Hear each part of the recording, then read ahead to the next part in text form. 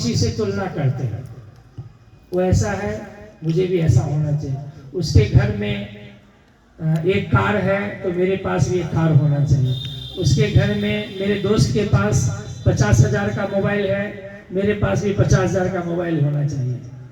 तो ये जो तुलना की बीमारी है ये गलत है। जो तुलना करता है ना किसी से, हर एक की, मान लीजिए कि किसी को मजबूरी है, जैसे बहन जी अभी बताई किसी को मजबूरी है तो घर जाएंगे, हम उसके लिए निगेटिव नहीं सोच सकते हैं। अब किसी को जोड़ी का होना तो जाएंगे, उनका आवश्यक है, उसके लिए हम अच्छा सोचेंगे।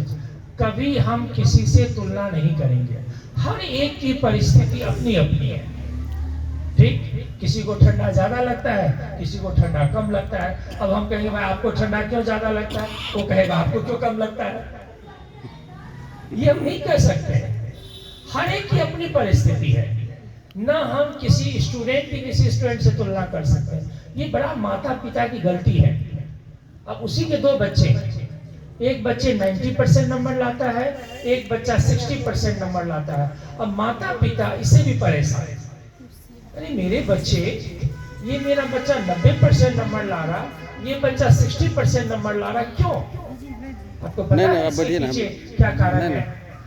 इसके पीछे सिर्फ उसकी पढ़ाई कारण नहीं है। आपको मैं अनुभव से बता रहा हूँ, मैंने भी टीचर का जॉब किया। मैं ब्रह्मा कुमारी भले 4-5 साल से पूरी तरह समर्पित हूँ, लेकिन मैंने 25-26 साल टीचर का नौकरी किया। अब मैं नौकरी छोड़ दिया 22 में। मैंने देखा कई स्टूडेंट 4 घंटा पढ़ के 95-98% नंबर लाते थे, कई स्टूडेंट 7-8 घंटा पढ़ के 70% नंबर लाते थे। क्यों?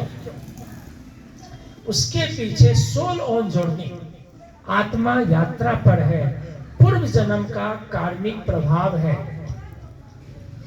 बात को समझिए। जैसे कि कोई बच्चा पिछले जन्म में, आत्मा तो कभी मरती नहीं, आत्मा तो यात्रा पर है, उसने विद्या का बहुत दान किया, बहुत ज्ञान को बांटा, तो होता क्या है, आत्मा और संस्कार लेकर के आई। और वो बचपन से बहुत इंटेलिजेंट।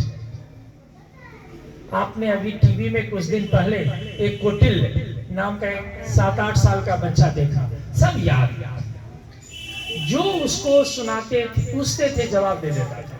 टीवी में खूब चलता था ना, 5 साल का 7 साल का कोटिल, या 10 साल का था, 10 साल का होगा, सब जवाब दे देता था। क्यों? कहां से उत्तर आया? पूर्व जन्म का संस्कार।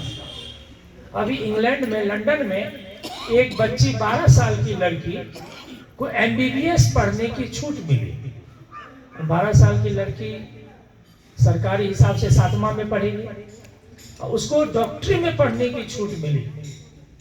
पता आपको, उसका जब इंटरव्यू लिया गया तो बड़े बड़े MD और MS ने कहा इसको हमसे ज्यादा आता है, इसको MBBS तो ऐसे ही कर गई है। समझ में आ रहा आप लोगों को? ये पूर्व जन्म का संस्कार आता है। हमें कभी किसी से तुलना नहीं करना। जो माता पिता अपने बच्चों का तुलना करते हैं, बहुत बड़ा लॉस करते हैं। वो अपने बच्चे को दुख देते हैं। अरे हर एक की अपनी अपनी कैपेसिटी है, हर एक की अपनी अपनी क्षमता है। कोई किसी से तुलना के लिए नहीं है। हर सोल अपनी यात्रा पर है। जो जिसने जो संस्कार पाया वो अभी से दिखा। और तो छोड़िए, आप 2 जुड़वा बच्चा को देखिए, कभी ट्विन से मिलिए, जुड़वा बच्चा, एक ही माता पिता, जुड़वा बच्चा बाहर में कभी नहीं गया, वो 2 महीने का है। एक को गोदी में लीजिए चिल्लाने लगेगा, एक को गोदी में लीजिए प्यार से चला जाएगा। क्यों? क्यों बताइए, ऐसा क्यों? वही माता पिता का जुड़वा बच्चा 2 महीना का है, कहीं बाहर नहीं गया। ये 2 संस्कार कहां से आया? ये 2 संस्कार कहां से आया? इस चीज को समझने की जरूरत है, इस बात को समझने की। संस्कार आता है पिछले जन्म का, मेरे प्यारे भाइयों बहनों। अब होता क्या है, जैसे मान लीजिए कोई व्यक्ति शरीर छोड़ा, उसके घर में कोई घटना घट गई, ठीक, जैसे घर में कोई एक्सीडेंट हो गया, कोई बहुत बड़ी बातें हो गई, कोई बहुत बड़ी समस्याएं आ गई, उसके घर में कोई क्राइम हो गया, उसमें वो व्यक्ति शरीर छोड़ा, तो बहुत डर में शरीर छोड़ा। तो डर में जो शरीर छोड़ा तो आत्मा तो मरी नहीं, आत्मा गर्भ में चली गई, तो वही संस्कार लेकर के गए। और कोई बहुत खुशनुमा वातावरण में शरीर छोड़ा तो वो खुशी का संस्कार लेकर के गया। बात समझ में आ गई आप लोगों को? ये है जीवन का नियम। इसीलिए मेरे प्यारे भाई बहनों, मैं ये सभी माताओं पिताओं को भी कहता हूँ, सभी को कहता हूँ, कभी किसी से, किसी के भाव स्वभाव से तुलना मत कीजिए। हर कोई यात्रा पर है और हर कोई पूर्व जन्म का संस्कार लेकर के आया। हाँ, ये ठीक है, हम उसको बदल सकते हैं, उसके लिए तो समय देना पड़ेगा, मेहनत करना होगा। ये आप चाहेंगे वो मेरे जैसा हो जाए, कभी नहीं, या मैं आपके जैसा हो जाऊं, कभी नहीं। आज आप देखिए शादी होता है और हर पति पत्नी चाहती है कि पत्नी मेरा बात माने, पति मेरा बात माने। क्या ऐसा संभव है? पत्नी किसी और संस्कार की, किसी और घर से, पति किसी और घर से, दोनों का संस्कार एक है ही नहीं। हम चाहते हैं दोनों एक दूसरे का बात मान लें। ऐसा नहीं होता है। सोलो जर्नी एडजस्ट करना पड़ता है। यही जीवन की खूबसूरती है। जो इस बात को समझ के एक दूसरे को स्वीकार कर लेते हैं, ये जीवन की सुंदरता है, ये जीवन की यात्रा है, ये जीवन की महानता है। तो मेरे प्यारे भाई बहनों, आज से एक प्रयोग कीजिए, मुझे किसी के यात्रा में प्रश्न चिन्ह नहीं लगाना है। अब कई माता पिता पूछेंगे कि भाई मेरे बच्चे मेरा बात नहीं मानेंगे तो कैसे काम चलेगा? नहीं, आप उनको प्यार से समझाइए, ये आपका फर्ज है। लेकिन ये आशा मत कीजिए वह तुरंत ही आपका सब बात मान ले। ये सिर्फ मैं बच्चों के लिए नहीं कह रहा हूँ, आपस में भी कह रहा हूँ। एक दूसरे को समझने का प्रयास करना होगा, एक दूसरे को अनुभव करने का प्रयास करना होगा, और इसके लिए अपने से सभी कोई बात करना सीखे। हमारे पास 24 घंटा समय है, सबके पास है 24 घंटा समय, सबके पास है। उस 24 घंटा में हम एक चीज सबको कहते हैं कि कम से कम 1 घंटा खुद को दीजिए। दे सकते हैं? जो ब्रह्मा कुमारी में आते हैं वो तो 2 घंटा कम से कम देते हैं। जो ब्रह्मा कुमारी में नहीं भी आते हैं, आज से एक दिनचर्या बनाइए। 24 घंटा में मुझे कम से कम अपने लिए 1 घंटा देना है। ओके? और कैसे देना है, मैं उसका दिनचर्या बना देता हूँ। जो ब्रह्मा कुमारी में आते हैं उनका तो दिनचर्या बना हुआ है, उनको मैं कोई खास बात नहीं कह रहा हूँ।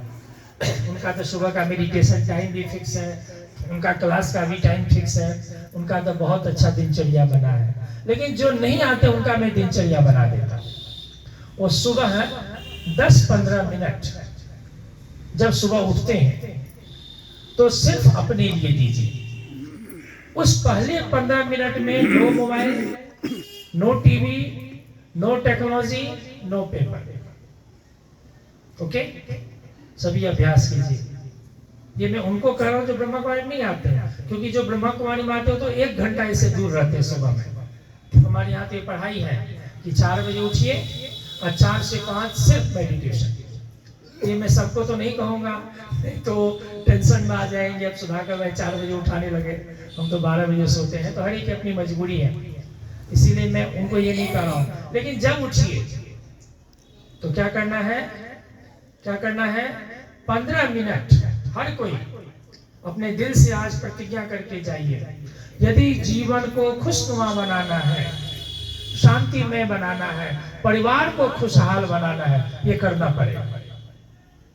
यदि आप चाहते हैं कि मेरा परिवार खुशहाल हो जाए, मेरा परिवार सुंदर हो जाए, मेरा परिवार में सब खुशनुमा हो जाए, ये प्रयास, ये अभ्यास करना पड़ेगा। क्योंकि बिना कुछ किए कुछ होता है क्या? अब भोजन भी कहेंगे मेरे मुंह में चला जाएगा? आप भोजन बना के कोई आपको थाली में रख दे और आप भोजन को कहिए भोजन आप मेरे मुंह में चले जाओ, चला जाएगा? कितनों भोजन को समझाइए भोजन आप यहाँ पड़े हुए मेरे मुंह में चले जाइए, चला जाएगा? उठाना होगा ना, उसी तरह थोड़ा सा मेहनत करना होगा 1 घंटा। तो उसमें पहला 15 मिनट सुबह। तो आज से जब आप सभी उठेंगे सुबह में खुद से बात करेंगे, न मोबाइल से बात करेंगे, न टीवी से, न पेपर से, न कंप्यूटर से, न टेक्नोलॉजी से, न घर में किसी से। सबको बोल दीजिए आज ही घर जाके हर कोई हर एक को बोल दे कि आज से मैंने एक दिनचर्या बनाया है, मुझे सुबह उठने के बाद 15 मिनट अपने से बात करना है और अपने पिता परमात्मा से बात करना, बस। उसके बाद हम बाकी काम करेंगे, ओके। उसके बाद पूरे 1 घंटे का हम दिनचर्या बना देते हैं। रात में 15 मिनट से आधा घंटा, 15 मिनट से शुरू कीजिए, आधा घंटा तक ले जाइए। सोने से पहले आधा घंटा, 15 मिनट से आधा घंटा, फिर वही बात, no mobile, no television, no technology, no paper. Okay, कर सकते हैं? करना पड़ेगा। यदि जीवन को सुख में बनाना है तो करना पड़ेगा। अब कोई कहे हमको डॉक्टर बनना है, आप खूब खाए और सोए, डॉक्टर बन जाएगा? पढ़ेगा ही नहीं, क्या बनेगा? रोज सपना देखे हम डॉक्टर बन गए, बनेगा? वो सपने देखता रह जाएगा। वो हम लोग बच्चे में एक टीवी सीरियल देखते थे, मुंगेरी लाल के हसीन सपने। मुझे लगता है 40 साल पहले कि 35 साल पहले वो टीवी सीरियल आता था। वो बैठे बैठे प्राइम मिनिस्टर बन जाता था, बैठे बैठे प्रेसिडेंट बन जाता था, है ना? बैठे बैठे विराट कोहली, उस समय सुनील गावस्कर, कपिल देव बन जाते थे, बैठे बैठे। हम लोग के जमाने में तो वही थे ना, सुनील गावस्कर, कपिल देव, ये लोग थे। आजकल ना विराट कोहली आ गए हैं, बुमराह आ गए हैं। तो ये बात को समझना है, हमें करना होगा। तो रात में भी no technology, no mobile, no paper, okay. ये हो गया 30 मिनट कम से कम। जैसे 45 मिनट का रूटीन हम बना दिए, मान लीजिए मिनिमम 30 मिनट, 15-15। इसके अलावा जब मौका मिले 2-2 मिनट, जैसे मान लीजिए आप ऑफिस में हैं, दुकान पे हैं, स्टूडेंट पढ़ाई कर रहे हैं, माताएं बहनें किचन में हैं, सफाई कर रहे हैं, जैसे ही थकान हुआ उसी समय रुक जाइए और 2 मिनट, 1 मिनट मन को शांत कर लीजिए, एक सुंदर थॉट्स दीजिए, विचार दीजिए, मैं निश्चिंत हूँ, शांत हूँ, शीतल हूँ, मेरा सब कुछ अच्छा होगा। 1 मिनट, 2 मिनट, ये बीच बीच में ड्रिल कीजिए। तो दिन भर में यदि आप 10 मिनट भी किए तो 10 मिनट हो गया, 15 मिनट हो गया, 20 मिनट हो गया किसी का। और देखिए, जब जब आप खाना खाते हैं तो खाना को झटपट नहीं खाइए। कई बार भूख लगता है ना तो लोग भोजन पर टूट पड़ते हैं, नहीं कहते हैं शेर टूट पड़ा शिकार पे, कहावत है ना, भूखा शेर शिकार पे टूट पड़ता है, भूखा पेट भोजन पे टूट पड़ता है। ऐसे टूटना नहीं है भोजन, एकदम दनादन खाने लगे कि खाना खा रहे हैं या क्या खा रहे हैं। खाना को प्रसाद समझ के खाना है। आज से हर कोई खाना को प्रसाद समझ के खाइए, भगवान की याद में। और एक बात याद रखिए, जब भोजन सामने आ जाए उस समय भोजन का आलोचना नहीं करना है। ये बहुत इंपॉर्टेंट है। कई बार क्या होता है, आजकल लोग परहेज करते हैं, अच्छी चीज है, मैं भी करता हूँ बहुत चीज का, बहुत तेल मसाला खाना, ये सब नहीं खाना चाहिए, फल खाना चाहिए, सलाद खाना चाहिए, बहुत जरूरी है आज स्वास्थ्य के लिए। लेकिन जब भोजन आ गया सामने तो उस समय उसके प्रति फालतू विचार नहीं डालना। कई बार क्या होता है, भोजन सामने पड़ा है और हम कहेंगे क्या खा रहे हो, ये तो पूरा तेल मसाला है, ये तो आपका हेल्थ खराब होगा, इससे आपका मोटापा बढ़ेगा, इससे ये होगा वो होगा। ये आशीर्वाद नहीं देना है। अब इस तरह का उल्टा आशीर्वाद भोजन में डाल के उस भोजन को खाएंगे तो क्या होगा, सोचिए। वही चीज मंदिर का भोजन प्रसाद हो जाता है और वही घर में हम उल्टा आशीर्वाद डाल देते हैं। तो उल्टा आशीर्वाद नहीं देना, नहीं खाना मत खाओ, पहले ही डिसीजन ले लीजिए मुझे ये खाना ये नहीं खाना। लेकिन जब खाना सामने आ गया तो क्या समझ के खाएं, ये शिव बाबा का, ये ईश्वर का प्रसाद है। फिर वह भोजन कैसा भी है आपको पचेगा, लगेगा। तो भोजन को शिव बाबा की याद में एक मिनट दृष्टि दे करके, अच्छे विचार दे करके, ये भोजन नहीं मैं प्रसाद खा रहा हूँ, मैं शिव बाबा का दिया हुआ उपहार खा रहा हूँ, तो वो बहुत शक्ति देगा। उसमें भी शिव बाबा की याद हो गया। तो इस तरह से हमारा 1 घंटे से ज्यादा का रूटीन। स्टूडेंट है, हर पढ़ाई के साथ ये प्रयोग करें। मैं टीचर हूँ, बच्चों को मैं प्रयोग कराता था कि मैं जिस सब्जेक्ट में मैं कमजोर हूँ, सोचिए, जैसे सपोज मैं मैथ में कमजोर हूँ, सोचिए मैं मैथ में बहुत अच्छा हूँ, मैं इंटेलिजेंट हूँ, मेरे सारे सवाल बन रहे हैं। अब आपका मन कहेगा अरे से झूठी बोल रही हो, बन तो कुछ नहीं रहा है। आप मन को समझाइए, बन नहीं रहा था, अब बनेगा, अब बनेगा। सब मुझे फिजिक्स का डेरिवेशन नहीं याद हो रहा, मन में सोचिए सारे डेरिवेशन मुझे याद हो रहे हैं, जादू होने लगेगा। ये बिल्कुल प्रैक्टिकल है। सारा खेल हमारे विचारों से चल रहा है। जैसे कि देखिए आजकल एग्जाम में बहुत स्टूडेंटों का एग्जाम फोबिया क्यों होता है? ठीक एग्जाम से पहले बुखार लग जाएगा। किसको? कमजोर स्टूडेंट को। वो एग्जाम होना होगा ना कल, तो आज रात में उसको बुखार लग जाएगा और मम्मी को कहेगा, क्या कहे मम्मी, ओफ बहुत टेंशन में, पढ़ाई का प्रेशर है, बुखार लग गया। मैं बुखार तो सोच के लग गया। जब कोई मन पसंद का चीज नहीं होता है तो ब्रेन सबसे पहले रिएक्ट करता है, और जब रिएक्ट करेगा तो ब्रेन कहेगा हाँ तुम थके हुए हो, तुम कमजोर हो गए हो। तो ब्रेन, जब आत्मा ये सोचेगी ना, तो ब्रेन उसको पूरे बॉडी में भेजेगा, तुम थके हुए हो, तुमसे नहीं होगा, तुम कमजोर हो, छोड़ दो। तो जहां ये सब सोचा, उसको लगा जाके बेड पकड़ लो, मेरा देह दर्द हो रहा है।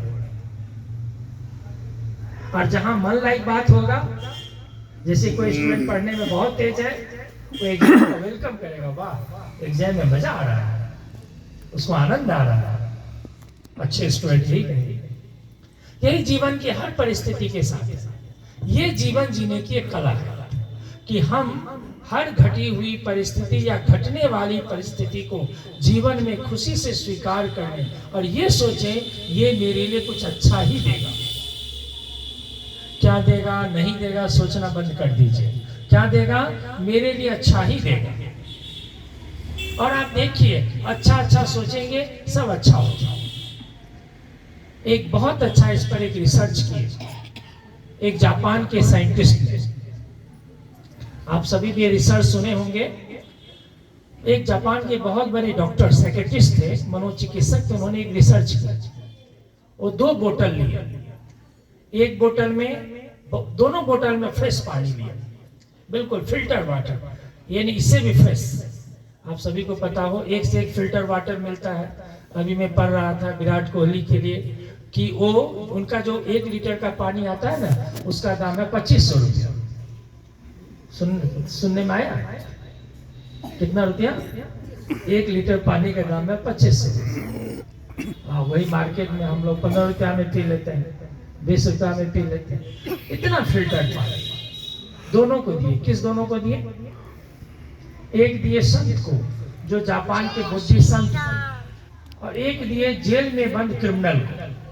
जेल अथॉरिटी से परमिशन लेकर के उन्होंने क्रिमिनल को दिए, दोनों बोतल, एक एक बोतल। हेलो। और दोनों को कहे कि आप इसको सोचिए। क्या सोचिए? कि आप पानी को देखिएगा, पानी पी नहीं सकते, सिल्ड करके दिए थे। और जब शाम में वो ले गए और जब दोनों पानी को ऑब्जर्व किए तो देखिए पानी के कलर में चेंज। फिर उन्होंने माइक्रोस्कोप से उसको जांच किया, और जब माइक्रोस्कोप से उन्होंने जांच किया तो क्या देखा आपको पता है? एक का पानी मटमेला हो गया, आश्चर्य। और एक के पानी में खूबसूरत पानी के माला सब बने। देखिए विचारों का जादू। समझ में आया? अब वो क्या किए, दोनों के पास गए। कौन दोनों के पास गए? एक जो संत थे उनके पास और एक जो क्रिमिनल थे उनके पास, दोनों के पास गए। और दोनों से अगले दिन पूछे कि बोले क्या सोच रहे थे? तो जो संत थे उन्होंने क्या कहा? मैं क्या सोच रहा था, जल ही जीवन है। जल सबको सुख देता है। वाह जल, आप बहुत अच्छे हैं, आप बहुत सुंदर हैं, लोगों को सुख देते हैं। सबसे बढ़िया होता है चल जाना हमारा नाम कर। क्रिमिनल से पूछे आप क्या सोच रहे थे, तो क्रिमिनल ने कहा मैं क्या सोचता, फालतू मुझे दे दिया है, पी भी नहीं सकते हैं, मेरे लिए तो फेंकने लायक है, मेरे लिए तो ये सड़ा हुआ है, मेरे लिए कोई काम का नहीं है। बात समझ में आ गया होगा आप लोगों को। क्रिमिनल ने दिन भर उसमें कौन सा वाइब्रेशन दिया, निगेटिव, फालतू, सड़ा हुआ, बेकार।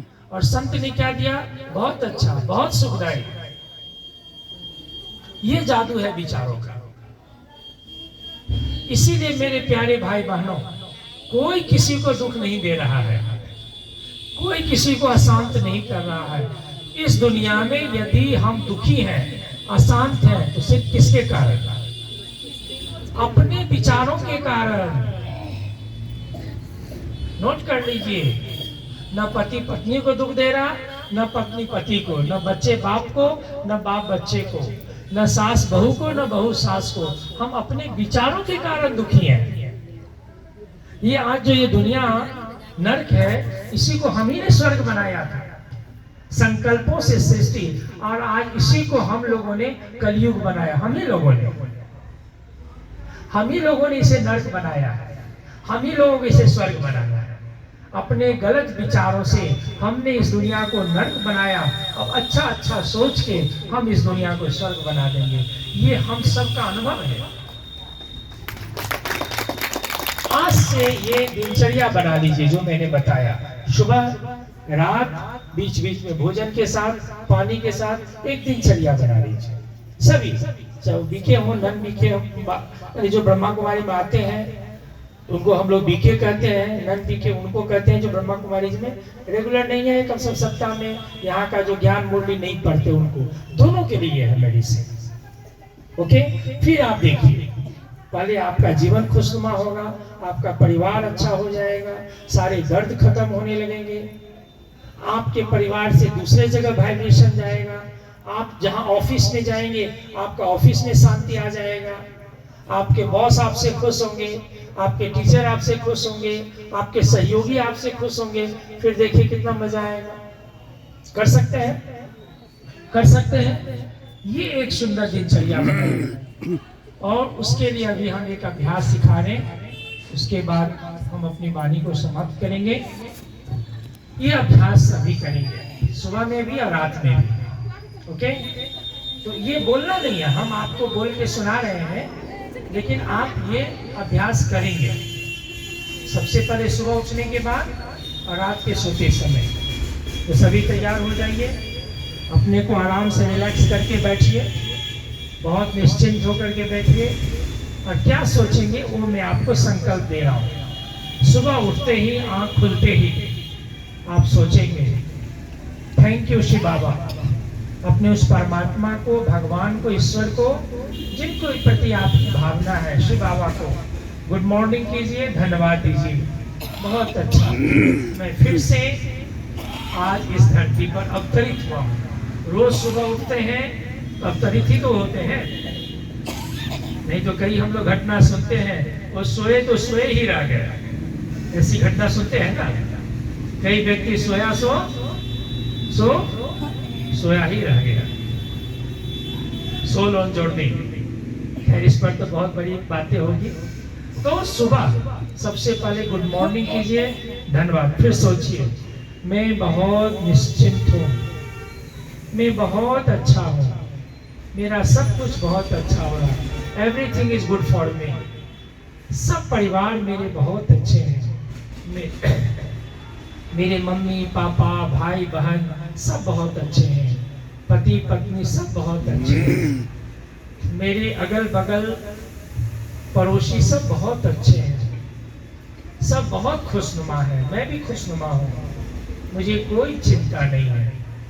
मैंने अपनी सभी चिंताएं उस परमात्मा को सौंप दिया है। मैं बहुत निश्चिंत हूँ, खुशनुमा हूँ, मेरा सब कुछ अच्छा हो रहा है, मेरा सब सुखदायी हो रहा है, और मैं जिसको भी देख रहा हूँ सबको मुझसे शांति मिल रहा है, खुशी मिल रहा है। कभी कभी मन भागेगा, अरे आप तो कल भी गुस्सा किया, वो किया, और आज आप बोल रहे हो मैं शांत हूँ। मन को समझा दीजिए, वो मैंने कल गुस्सा किया था, अभी से मैं एकदम शांत हूँ, निश्चिंत हूँ, मुझे पता है मेरा सब कुछ अच्छा ही होगा। कुछ ऊपर नीचे होता भी है, वह कुछ कर्मों की गति है, सब ठीक होना ही है, बहुत अच्छा होना है, मेरा जीवन बहुत सुखदायी है, मैं निश्चिंत हूँ, मेरा पढ़ाई बहुत अच्छा हो रहा है, मेरा सब कुछ अच्छा हो रहा है। ये एक आदत डालिए, कर सकते हैं, कर सकते हैं, ये तो बहुत आसान है ना। इसीलिए किसी ने बहुत अच्छा कहा, हम सभी का स्वभाव कैसा हो, देवता वाला। देवता मतलब देने वाला, देवता मतलब देवता का हाथ कैसे होता है, ऐसे देने वाला, दाता। आजकल दुनिया में कैसा है, लेवता, पूरा सब कुछ मेरा, सब कुछ मेरा, उसका भी मेरा, मेरा तो मेरा है ही, उसका भी मेरा हो जाए, इसीलिए इतना घोटाला हो रहा है, सब मेरा हो जाए।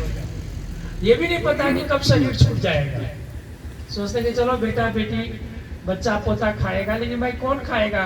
कोई वो बहुत अच्छा मैंने पढ़ा, भाई करोड़ कमाने वाला बेटा नालायक नहीं निकला, करोड़ों की संपत्ति बर्बाद कर दिया। यही तो सच्चाई है। इसीलिए हमेशा देवता बनिए, देना है, क्या देना है, क्या देना है, खाना पीना नहीं, पैसा नहीं, क्या देना है, शांति, प्रेम, खुशी, मुस्कुराहट, चेहरा को खिला हुआ रखिए। कहते हैं ना कि आपका चेहरा देख करके दूसरे भी खुश हो जाए, ऐसा कर सकते हैं, मुस्कुराहट बांटिए, है ना। और कुछ नहीं दे सकते हैं तो किसी को प्रेम से दो बोल बोल दीजिए। आजकल लोगों को मीठा बोलने नहीं आता है। भगवान कहते हैं बच्चे या तो बोलो नहीं, बोलो तो कोयल की तरह, कौवा की तरह कम से कम नहीं बोलो। कौवा का आवाज कोई सुनना पसंद करेगा, या तो चुप रहो, नहीं तो कोयल की तरह बोलो। कोशिश कीजिए। हंस का गुण क्या है, विशेषता देखना, तो हर किसी को दीजिए, मुस्कुराहट, खुशी, प्रेम, शांति, आज ये अभ्यास कीजिए। ओके, कर सकते हैं, कर सकते हैं। और कभी अपने लिए भी निगेटिव नहीं सोचना है। और तुलना किससे करना है, तुलना किससे करना है, किससे, ब्रह्मा बाबा से। वो तो जो ब्रह्मा कुमारी में आते हो, तुलना करना खुद से। जैसे सपोज आज मैं 24 घंटा में 12 घंटा खुश हूं, तो कल हमको कम से कम कितना खुश रहना है, 13 घंटा। ये तुलना है। सामने वाला 20 घंटा खुश है, मैं 12 घंटा खुश हूं, इसलिए मैं डिप्रेशन में चला जाऊं, ये तुलना नहीं करनी है।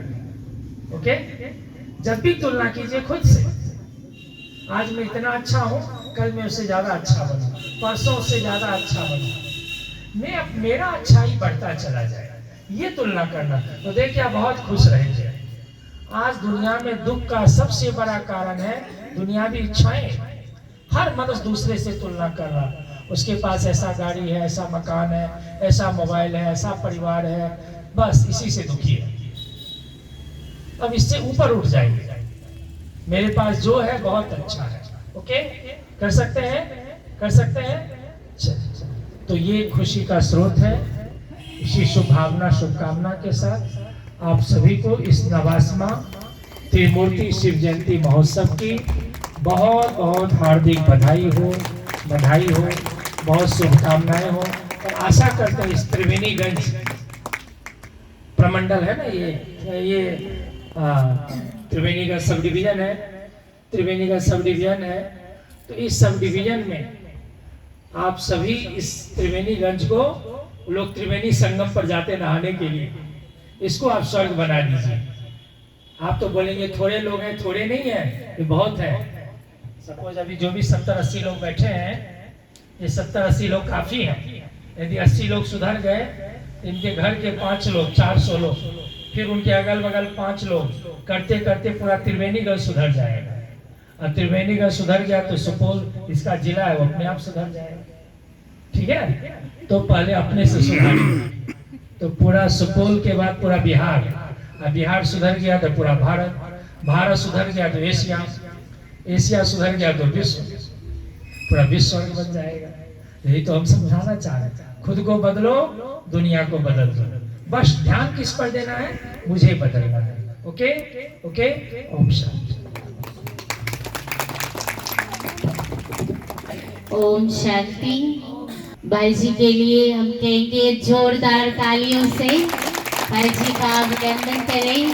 देखो कितनी प्रेम भरी शब्दों के साथ भाई जी ने हमें दिनचर्या सिखाई।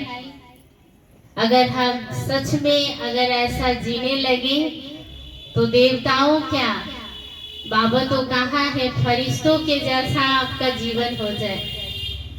अभी भारी भारी लगता है ना कभी कभी कि फरिश्ते के तरह उड़ उड़ के सब कुछ सारे कार्य होंगे। तो इस कार्यक्रम को आगे बढ़ाते हुए अभी हम सभी एक छोटा सा नृत्य बहन आएंगी। तो आप सभी को देखो महाशिवरात्रि का तो हम जाने, महाशिवरात्रि में भाई जी ने क्या कहा, क्या करना है। जन्मदिन में कुछ गिफ्ट दी जाती है, तो गिफ्ट में आप सभी शिव बाबा को क्या देंगे, अपने जीवन की यात्रा जो है उस यात्रा को थोड़ा सा रूटीन देंगे। जो भाई जी ने कुछ कुछ 5 शब्दों से कहा है, सुबह उठना है तो 15 मिनट, फिर भोजन के समय, रात्रि सोने समय, ऐसी दिनचर्या हमें दिए हैं भाई जी ने। तो उसको पूरा विधि पूर्वक अपने जीवन में लानी है और परमात्मा को ये जन्मदिन का गिफ्ट देनी है। सबसे बड़ी गिफ्ट तो यही है। तो अभी अक्षरा बहन से अनुरोध है आप आए और बाबा की एक सुंदर सा गीत महाशिवरात्रि आई, महाशिवरात्रि आई, इसमें नृत्य करेंगी।